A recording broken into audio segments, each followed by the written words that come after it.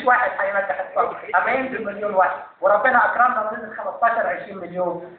الثوره دي هتحقق نتائجها اما نستمر متوحدين.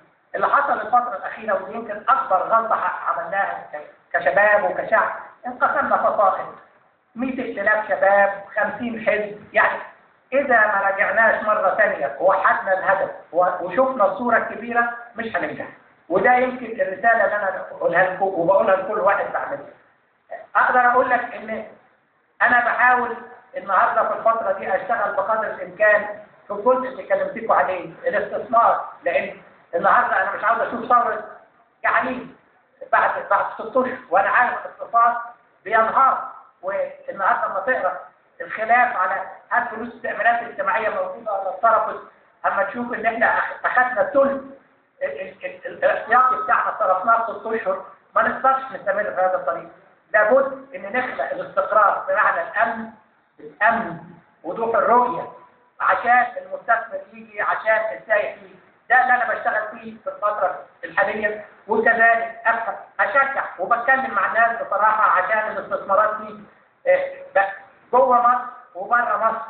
بتكلم شغل كتير واحب من ورا الستاره، ما بطلعش على التلفزيون، ما بطلعش في المؤتمرات، انما على اتصال بالناس اللي في السلطه. يعني اشرح لهم، اوجههم، انصحهم، لان لابد نشتغل معاهم. فهم جزء من مصر ومصر جزء منهم وهم اللي معاهم السلطه، ولابد استمر ان احنا نشتغل معاهم ونقول لهم ده صح وده غلط. كل هذا بنعمله، وبرغم هذا لابد ان احنا نستمر نتكلم مع الشعب البسيط. الشعب البسيط اللي هو عاوز ياكل وشه. ما اقدرش اكلمه في الديمقراطيه ولا الحريه ولا الدستور، عاوز اكلمه ازاي اقدر ان احسسه ان الثوره دي جابت له حاجه. هو النهارده لما تشوف الشعب المصري جزء كبير ابتدى يكره الثوره. الثوره عملت له ايه؟ يقول لك الامن مش موجود، ما عنديش شغل. انا كنت قريب في نزله السمان مع احمد عبد المقصودي، الناس مش لاقيه تاكل. اللي كان عنده حصان، اللي كان عنده جمل، كان بيجي لهم 20,000 سايح، النهارده بيجي لهم 2000 سايح. جزء كبير من المشاية بتاعتهم ماتوا لانهم مش قادرين ياكلوه. الحصان ولا الجمل بياكل ب 40 50 جنيه في اليوم، ما عندوش 40 50 جنيه في اليوم. يعني الاقتصاد لابد نعيد الامن عشان نرجع الاقتصاد. وده يمكن الاسبقيه الاولى والثانيه والثالثه بالنسبه لي وبالنسبه لكم. وبعد كده نتكلم على الدستور، وبعد كده نتكلم على الانتخابات. انما لابد نرجع البلد مره اخرى انها تبقى بلد واقفه على رجليه. يعني ده لازم نفهمه ونعرف ان كتير منكم بيقولوا انا مش في الشارع ومش ملتحم. هلتحم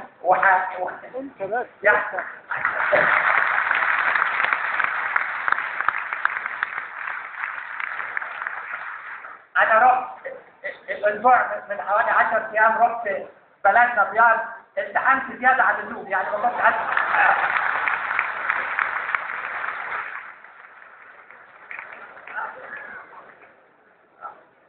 وفعلا زي ما محمد يقول لي التحمت، اكلت لحمه والتحمت بالناس وكل شيء. انما النهارده لابد ان احنا يعني الاهم فالمهم، انا في رايي الاهم ان احنا نوعي الناس، الاهم ان احنا نرجع الامن، الاهم ان احنا نمشي الاقتصاد. وبشتغل كذلك مع مجموعه كبيره من ما اعرفش شباب في الثلاثينات والاربعينات من كل مصر وبره مصر بيشتغلوا. بنعمل برنامج بنسميه برنامج تنافس مصر، وعايزين نركز في الفتره الجايه دي على برنامج قصير الامد قصير الاجل لتحسين الاقتصاد. ازاي نمشي الاقتصاد في السنه ولا الاثنين الجايين. مش هنقعد نقول ان احنا في الفتره الانتقاليه لغايه ما نقول. لازم البلد موجوده، ولازم كل يوم ناكل ونشرب، ولازم نشوف ازاي مشاكل الفلاح. الفلاح اللي انا قابلته ده 40% بس من الفلاحين اللي قابلتهم ما عندوش تامين صحي. يوم ما يعيا واحد فيهم ما عندوش تامين صحي بيموت. قيس على هذا العمال النهارده 200 300 مصنع قفلوا لان عندهم مشاكل اداريه، مشاكل ماليه. لابد يكون عندنا 5-6 مليون عاطل ما بيشتغلش.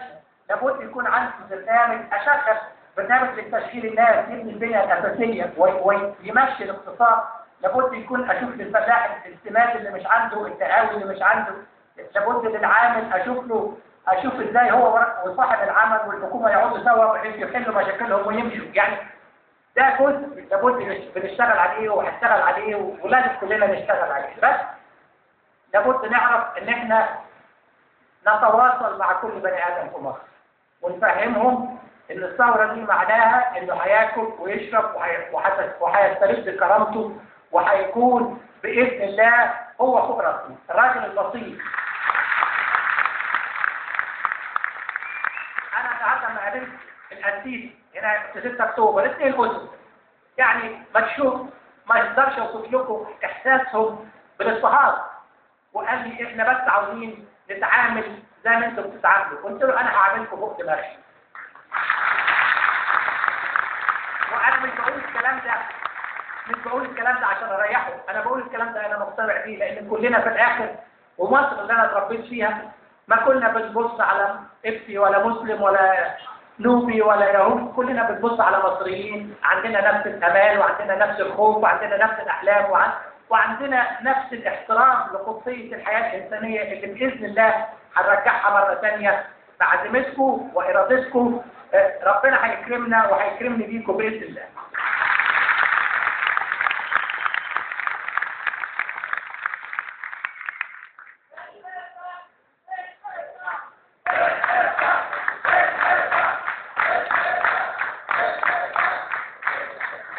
انا عاوز ولادي يسمعوا الكلام ده، انتوا بتشجعوا شويه.